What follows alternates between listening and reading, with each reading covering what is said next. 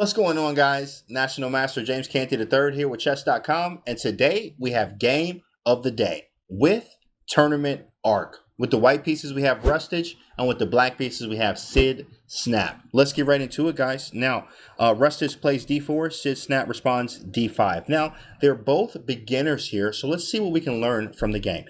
d4, d5, bishop f4, and bishop e6. So this is saying I'm going to play more of a London system, and I'm going to expand, I'm going to play slowly, I'm going to develop my pieces. Nice move here. And then we have bishop to e6, which is a very interesting move. Don't try this at home, guys, but bishop e6 is not that good of a move. And let's just talk about it. The bishop here is actually blocking the pawn, and we would love for our bishop to get out, maybe on e7, maybe even d6 to challenge this bishop, maybe even put a knight on e7 in some cases, but we can't do any of that with this bishop blocking it.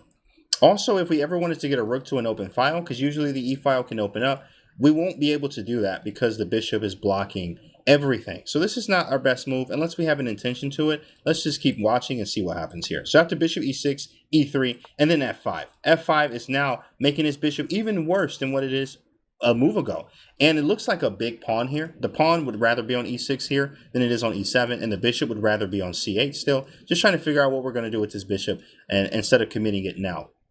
Rustage says knight f3, and then SydSnap responds knight to c6. We got to get our development going, guys. It's like literally 3 steps. Develop the pieces, number 1. Number 2 should be castle. And then number 3 is come back and get the rest of the pieces, but also form a plan while you're doing that. So after knight to c6, bishop to d3, we're going to keep developing, guys, following step 1 here. And then b6 by SydSnap here, weakening the light squares, just not the greatest move here, but if there's some intention and you have a plan, it's better than no plan at all here. But b6 just definitely weakens all the light squares, and these wouldn't be so weak if the bishop was back here on c8. But because it's on e6, it does highlight how weak these squares are. So Rustage responds knight b to d2. Continue the development. We have to get our pieces off the back rank, and then we can continue to do anything else that we want to do. Black plays queen to d7, saying I'm going to castle queenside. So maybe bishop e6 is justified, but it's not the best way to play out of the opening, especially if you want to fight for an equal chance or even greater. So bishop to e6 was just not good, but it does make sense in the sense that we're going to castle queenside very quickly. After queen to d7, Russ just says, you know what, instead of castling or doing anything else, I'm going to attack right now, and says knight e5. I'm going to play extremely aggressive here and see if you're going to respond correctly. The queen is attacked. The knight is attacked. So SydSnap says, nope, you're not going to capture my queen. I'm going to capture your knight instead. We have 2 options to take, with bishop being the better option to take it because the bishop just has range still, and we're going to hit this weak pawn that could be very weak if you castle queenside. This is a very nice range for the bishop. We also keep our pawn structure very good. Now, d takes e5 is an option as it opens up the d4 square. This is the option Rustage chose in the game, but you could take and, you can open up the square here. You can also maybe play on the c file, but it does block the scope of the bishop, just like these are blocked here, just like these pawns block this bishop. So it isn't the best move, but it is a move. We do need to keep material even, and we had to capture our piece back. So SydSnap responds, castle queenside, time to get the king safe. But how safe really is the king with these light square weaknesses? If the pawn was on b7, then this king would be much safer. White responds with castles, and now we have a very critical position here, guys.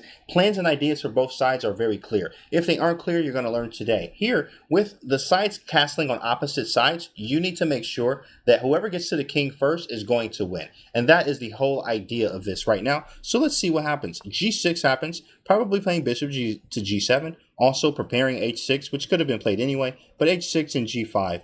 And then we're going to get rolling on this king side over here. White plays c4, which is a blunder, guys. Which is a blunder. Now, in beginner games, there are going to be lots of blunders, but it's up to your opponent to catch them. Here, black could have won material with just taking a pawn on c4, attacking a bishop, and because there's battery here on the d file, he would have won a bishop or a knight, depending on whatever white does. But she didn't see it. Bishop g7 was her move. Bishop went to g7, attacking the pawn here, and now we respond with knight f3. So at least we're not losing a piece anymore, but we still can lose a pawn here in this sense.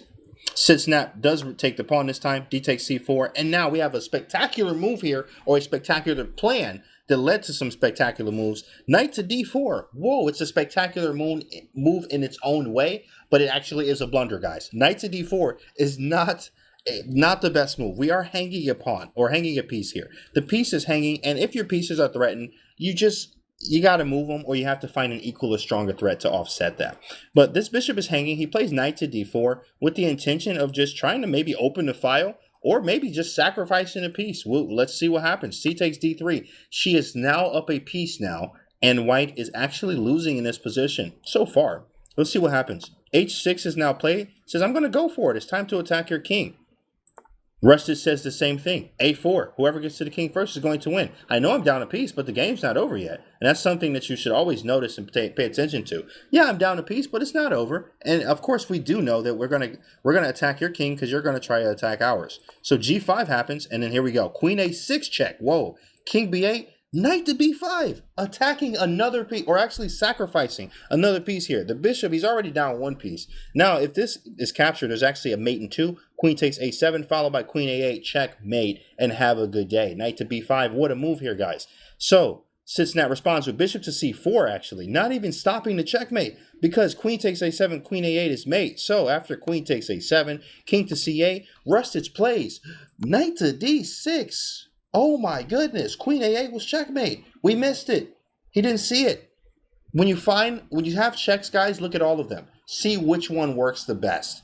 Try them all. Look at all of them. Try to calculate them as quickly as you can. Queen a8 was the best move here. Knight to d6. And now, SydSnap took with the queen, not with one of the pawns, the queen. Oh my goodness, what a game, what a turn of events. Queen takes d6, e takes d6, rook takes d6, bishop takes d6, everything taking on d6 here. And now white's just completely winning once again here after losing, or being in a losing position. Chess is such a wonderful game. Rook a to c1, hitting the bishop, and also hitting checkmate. So after bishop takes f1, he plays king takes f1. You thought it was going to be checkmate. Queen takes c7. No, we're not going to checkmate right now. We're going to checkmate when we want to. But we could checkmate right now. It would be best to checkmate as quickly as possible. But he chose king takes f1.